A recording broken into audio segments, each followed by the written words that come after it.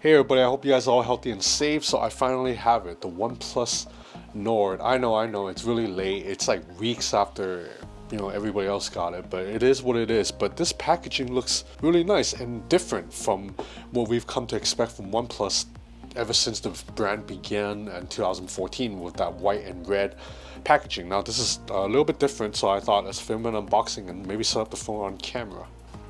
So I actually interviewed OnePlus's co-founder Carl Pei yesterday. That interview will be on Forbes sometime next week. I spoke to him about the Nord. Basically, OnePlus built the whole separate team to develop Nord. So the people who handled Nord in terms of building the phone and marketing it and coming up with the strategy for this is completely different from the team that did OnePlus 8. So we have a welcome letter here. Oh, this is nice. You can read this yourself. So that's Carl, I spoke to him yesterday, and that's Pete. These are the two co-founders of OnePlus, and that's the team in Shenzhen, I believe. This is probably a SIM ejector tool, and a SIM ejector tool, and some stickers, quick start guide instructions. And then we have a case here. This case looks pretty nice. It is still a rubber case, unfortunately. I like it better when it's a hard shell. So we have this OnePlus fast charging European plug, this way Nord.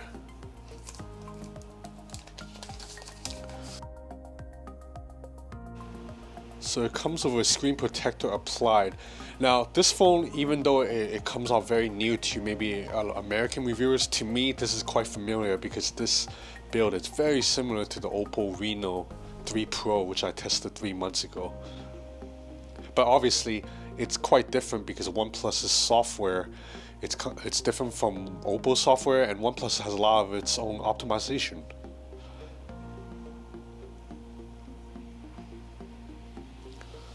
So we have this quad camera setup here, but as usual with kind of mid-tier BBK phones, we know that the main camera is going to be good and the ultra wide will be serviceable too, but the last two will just be like depth sensor and macro lens, which while useful, they don't really need a dedicated lens. Okay, so one thing I'm noticing right now as I'm typing my email address is that the haptic engine on this is good. So that's one of those little touches that OnePlus put more attention into that other brands may not, because usually mid-tier phones have really mushy haptic engine, but the haptic engine on this is good. It's not quite as good as on a OnePlus 8 Pro or a flagship Oppo device, but it's definitely a better haptic engine than what was seen in the Oppo Reno 3 Pro or other Redmi devices.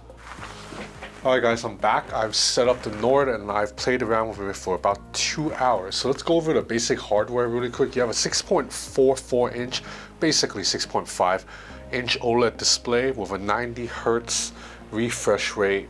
And because it's OnePlus, they're the first brand to do this, so everything is super smooth. Now around the back you have a quad camera setup headlined by a 48 megapixel main sensor with an 8 megapixel ultra wide camera, and then there's a 5 megapixel depth sensor and a 2 megapixel macro lens. Now the back and the front of the phone is made of Gorilla Glass, but the chassis is actually plastic, so this phone definitely right off the bat does not feel as premium as the OnePlus 8 or the OnePlus 8 Pro.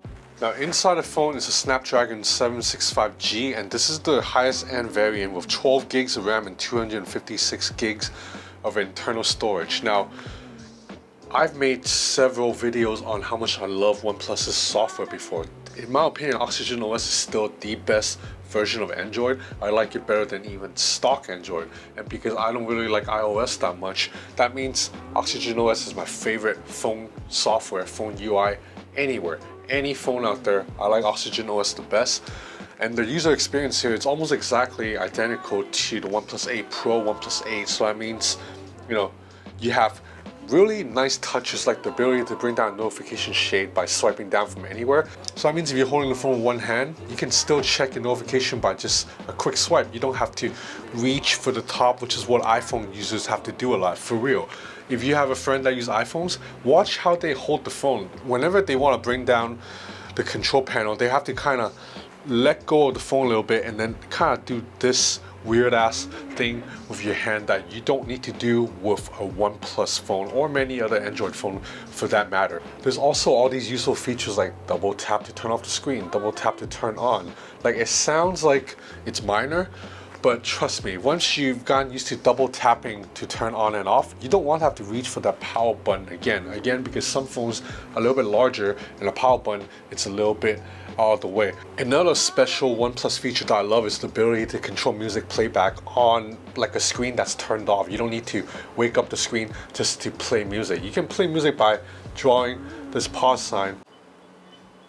So now it's playing music. If I want to pause, just draw the pause sign again. If I want to play again and then skip track, just draw an arrow and it's gonna jump to the next track. Also, little touches like when you open a folder, all your apps are at the bottom. You notice how easy it is for me to reach. On Samsung phones, if you do the same action, the folder pops up right here. So that means if there's some apps at the top, it's actually quite a reach to hit. There's just so many little touches that OnePlus thinks of with Oxygen OS that makes the whole experience very friendly to use. Now that is important because if not for the fact that the software experience here is awesome, I would have a hard time recommending this phone because this is a recycled piece of hardware. Now, for those of you who watch my channel regularly, you may remember that I reviewed the Oppo Reno 3 Pro about 4 months ago. That's one of my favorite review videos I've done because I reviewed it in Vietnam and I was riding my bike everywhere. So that's a very lively video in which I was reviewing the phone on a bike. But basically, that phone, the Reno 3 Pro, it's also a mid-ranger. It has almost the exact same hardware as this phone. You have the exact same screen, the exact same hole punch cutout that houses 2 selfie cameras. You have the same 90 Hz refresh rate. Even the back material feels the same, and that phone also has a quad camera system too. But the Reno 3 Pro's camera array is actually a little bit better because it has a 13 megapixel telephoto zoom lens, whereas this phone has no telephoto lens at all. Does this remind you of anything? It reminds me of the Oppo Reno 4 Pro that I tested yesterday. That phone also has a quad camera setup with a main 48 megapixel sensor, an 8 megapixel ultra wide angle camera, and then a macro lens and a mono lens. So that phone also doesn't have a zoom lens. So you seeing where I'm going with this? Because as much as OnePlus, OnePlus's marketing is really good, so they have built such a great identity for themselves and they have a loyal fan base. But the reality is, OnePlus and Oppo are sister companies. They share the same production line, and that is why all the hardwares are always very, very similar. Now, this does not matter if you're a US reviewer who didn't get to touch the Oppo Reno 3 Pro or 4 Pro, but I did. So for someone like me, when I hold this phone, it's deja vu because I held the Oppo Reno 3 Pro 4 months ago. The OnePlus Nord and the Oppo Reno 3 Pro, it's almost identical in terms of in-hand feel and just hardware when you're looking at it. Now, there are differences. Like I said, the camera array is actually a little bit different. OnePlus's software, it's a little bit better than ColorOS because ColorOS's software is also really good. But this one runs on Snapdragon 765G, which is a much better chipset than the Hero P90 that was running in the Oppo Reno 3 Pro, or the Snapdragon 720 that's running in the Oppo Reno 4 Pro. So this is still the best of the bunch because the software experience is so good. Now, there are some compromises that OnePlus had to make to meet this $400-ish price point. There is no wireless charging in this phone. There is no telephoto zoom lens, as I mentioned. The frame is plastic instead of glass, although that's not really that big a deal. And there is no official IP water resistance rating, but I don't even care about that much because I use this phone in the rain outside and it's absolutely fine. Now, one of the things that a lot of reviewers love about this phone is that wide-angle selfie camera, and it is very useful. But again, it's also on the Oppo Reno 3 Pro, so I've seen it. But you definitely can get more into the frame. When you just tap on this icon, you see you get a lot more into the frame. Although there is a little bit of distortion, but photo quality is still pretty good. Now, when it comes to video performance, I am really impressed with the OnePlus Nord considering this is a mid-ranger. So now this is a 1x. Now I'm gonna go 2x zoom and now I'm gonna go back out to wide angle. So you can switch between the lenses on the fly, and I'll go back up to 1x and I'm gonna walk. And look at how stable this is. This is really good stabilization.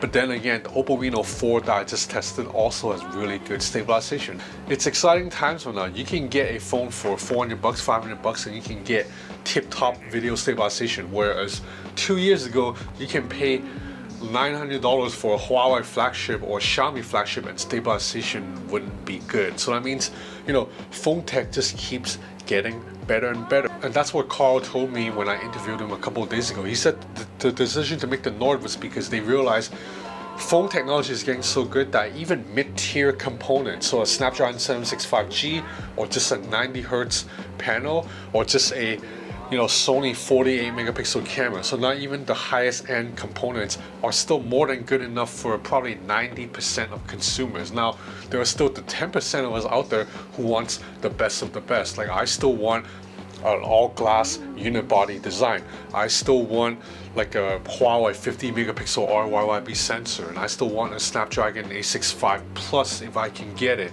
But you can definitely get by with 765G with just a 48 megapixel sensor and a wide angle camera that's 8 megapixel, but you use night mode computational photography to make up for the shortcomings in hardware. And as I already showed you, OnePlus's marketing does a really good job with branding. So you're getting a really nice packaging, a really, nicely designed phone, really cool brand. But ultimately, this hardware has been seen before if you're someone who's plugged into the Chinese phone scene like I am. But that's okay, you're still getting the best software performance around. Now, this is not a full review, obviously. I've only used this phone for about 2 to 3 hours. I'm just giving you my early thoughts on the OnePlus Nord. I'm impressed by it, but I'm also a little bit like, I've seen it before. Like, do you get what I mean? Like, I'm neither like blown away, but I'm not disappointed either, because I know what OnePlus is doing right now. It's very admirable. It's making a $400 phone for people in Canada or people in Europe or people in India that performs maybe 90% as well as maybe the Samsung Galaxy Note 20, which will cost like 3 times as much as this. So that's about it for this first look at the OnePlus Nord. I will be making this my daily driver and testing out a little bit more, so stay tuned for more content if you're interested, and please subscribe to my channel. I have a lot more cool gadgets coming up, including the Nubia watch, which is basically that watch with the screen that wraps around your wrist. So I'm getting that coming to me really soon, so expect a video on that. So thanks for watching. Stay healthy, stay safe.